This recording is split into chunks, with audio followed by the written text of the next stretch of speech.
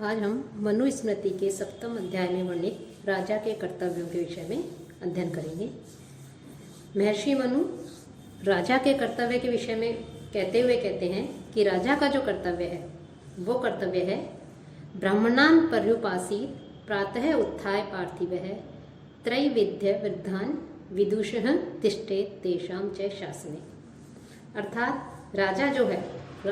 कि वैसे तो देखा जाए तो राजा का प्रधान कर्तव्य बताया है प्रजा की रक्षा करना, और यही राजा का सबसे बड़ा धर्म है। प्रजा रक्षण का तात्पर्य है चोरों,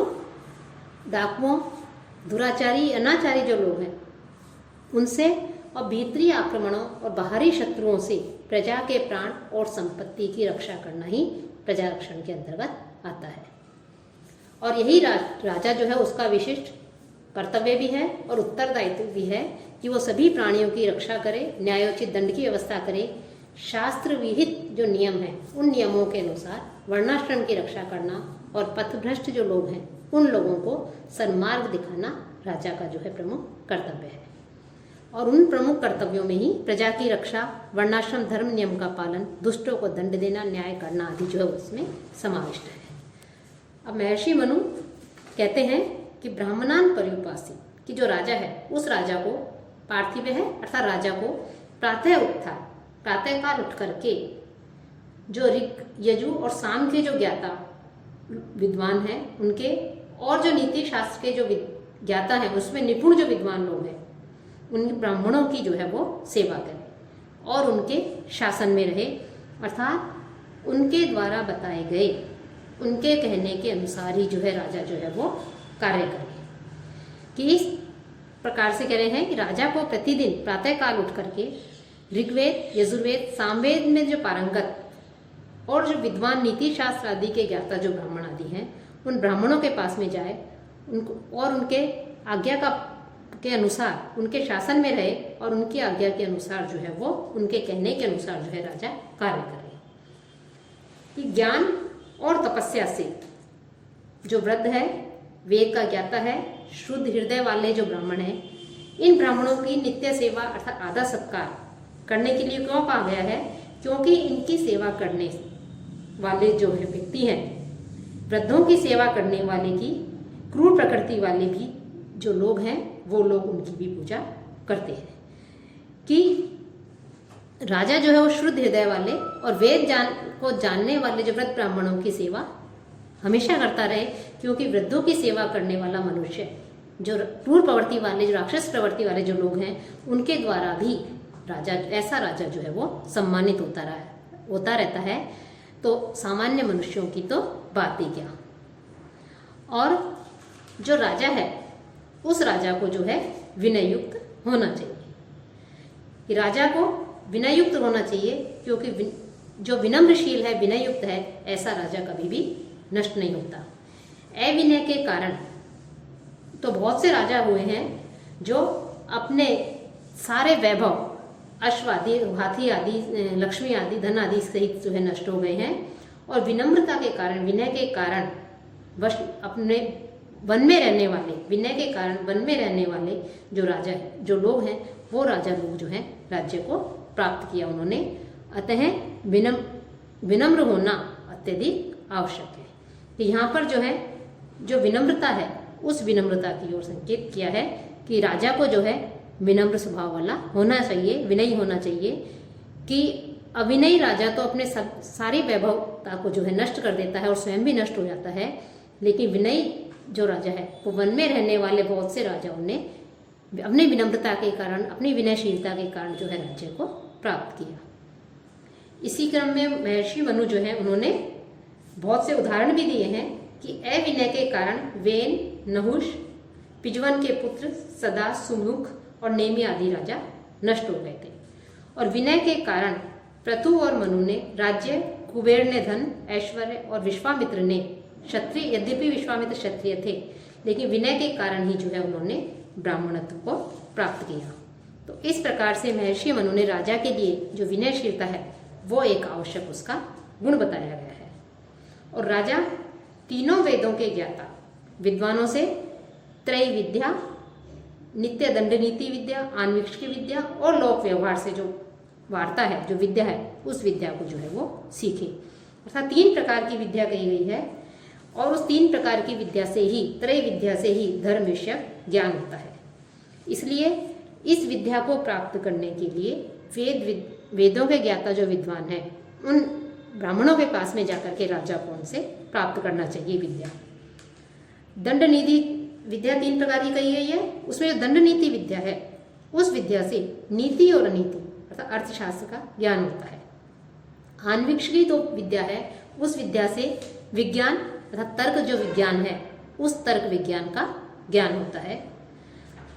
और जो तीसरी विद्या है, उस तीसरी विद्या से, आत्मविद्या से उन्नति और दुख में क्रमशः हर्ष तथा शोक का निग्रह होता है। वार्ता विद्या से अर्थ और अनर्थ अर्थात लोक व्यवहार में जो वार्ता है, उस वार्ता से अर्थ और अनर्थ, खेती, व्यवहार, पशुपालन आदि के लिए धनादि संग्रह और तद विषयक जो उपाय हैं, उन उपायों का ज्ञान होता है और किसान आदि से इसको सीख सकते हैं। शास्त्रकारों ने आन्वीक्षिकी, त्रयी, वार्ता और दंड नीति, ये जो 4 विद्याएं हैं, इन 4 विद्याओं को धर्म की स्थिति माना है कि 4 विद्याएं कि आन्वीक्षिकी, त्रयी, वार्ता और दंड नीति, ये जो है धर्म की स्थिति का कारण है। कि राजा को राजनीति में निपुण जो है, उस राजनीति में निपुण शास्त्रों के ज्ञाता, वेदों के ज्ञाता विद्वानों से जो है वेद विद्या को सीखे और वेद विद्या को सीख करके जो विद्या त्रयी जो विद्या है, उस त्रयी विद्या का भी वो ज्ञान प्राप्त करे, त्रयी विद्या भी सीखे, ब्रह्मात्म विद्या को भी सीखे और कृषि, पशुपालन, वाणिज्य विषयक जो ज्ञान है, उस ज्ञान को भी अर्थात लोक व्यवहार विषयक जो ज्ञान है, उस लोक व्यवहार विषयक ज्ञान को भी जो है राजा सीखे, उसको भी जो है सीखने की जिज्ञासा रखे। और इसके साथ ही राजा को जितेंद्रिय होना चाहिए, अर्थात अपनी इंद्रियों पर विजय प्राप्त करने वाला होना चाहिए। राजा इंद्रियों को अपने वश में रखने वाला होना चाहिए। और क्रोधादि जो व्यसन बताए गए हैं, उन विषयों को, उन व्यसनों से जो है हमेशा दूर रहना चाहिए। काम, क्रोध, लोभ, मोह, माया आदि जो बताए गए हैं दुर्व्यसन, इन व्यसनों से राजा को दूर रहने के लिए कहा गया है, इनके प्रति आसक्ति नहीं रखने के लिए कहा गया है। कामजन्य जो 10 व्यसन है, जो 10 व्यसन बताए गए हैं, उन व्यसनों के लिए जो है महर्षि मनु कहते हैं कि मृगया अर्थात शिकार खेलना, अक्षो जुआ खेलना, दिवा स्वप्न है, दिन में सोना, परिवाद है, पर स्त्री की निंदा कर, पराई जो व्यक्ति है उसकी निंदा करना, स्त्रियों मद है, स्त्री पे प्रति अत्यासक्ति, और मद्य अर्थात नशा, मद्यपान आदि, नाच, नृत्य में और गीत आदि में अत्यासक्ति, और व्यर्थ भ्रमण अर्थात निष्प्रयोजन इधर उधर घूमना, भ्रमण करना, ये सारे 10 जो है वो कामजन्य व्यसन है। ये कामजन्य व्यसन बताए गए हैं, ये 10 कामजन्य व्यसन है, इनसे जो है हमेशा दूर रहना चाहिए।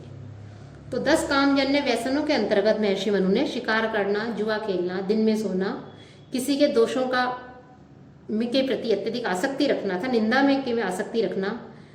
और पराय स्त्री के प्रति अत्यधिक आसक्ति रखना, उसमें आसक्त होना, नशे में रहना, मद्यपान करना, नशा आदि करना, नृत्य, गीत आदि में संलग्न रहना, वाद्य आदि सुनने के प्रति अत्यधिक आसक्ति, और व्यर्थ में ही भ्रमण में लगी रहना, यह काम से उत्पन्न होने वाले जो 10 जो व्यसन है, 10 व्यसनों का ये समूह है। साथ ही काम, क्रोध, लोभ, मोह, माया आदि जो व्यसन बताए गए हैं, उन 8 जो बताए गए हैं व्यसन, उसमें काम के अंतर्गत तो ये 10 व्यसन आते हैं, और जो क्रोध है वो क्रोधजन्य व्यसन के विषय में महर्षि मनु कह रहे हैं कि क्रोधजन्य व्यसन जो है वो 8 है। कि 8 व्यसनों के नाम क्या है, उनके लिए महर्षि मनु कहते हैं पैशून्यम, साहसम, द्रोहम, ईर्ष्या, असूया, अर्थदूषणम,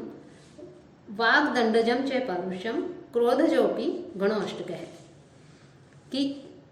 कह रहे हैं कि पैशून्यम चुगली करना, एक पीठ पीछे जो है किसी की बुराई करना, चुगली करना, चुगलखोरी, दुस्साहस अर्थात अन्यायपूर्वक वध करना, बंधन करना, स्त्री संग्रहण आदि कार्य है, द्रोह करना,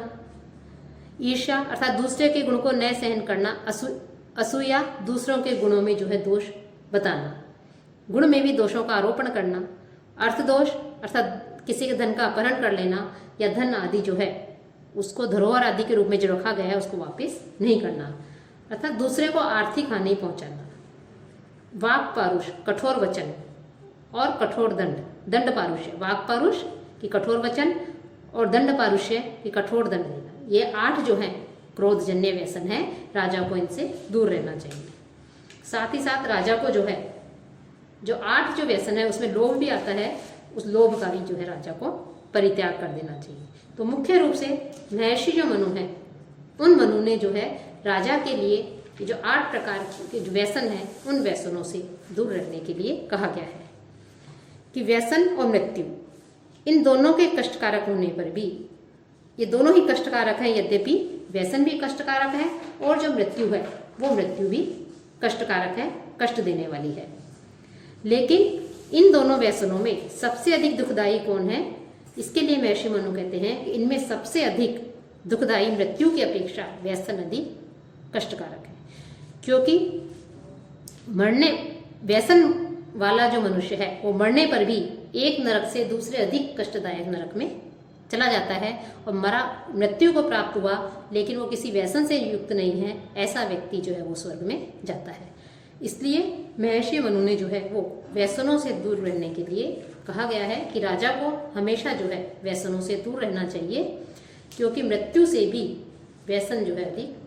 कष्टदायक है, इसलिए राजा इनसे दूर रहे।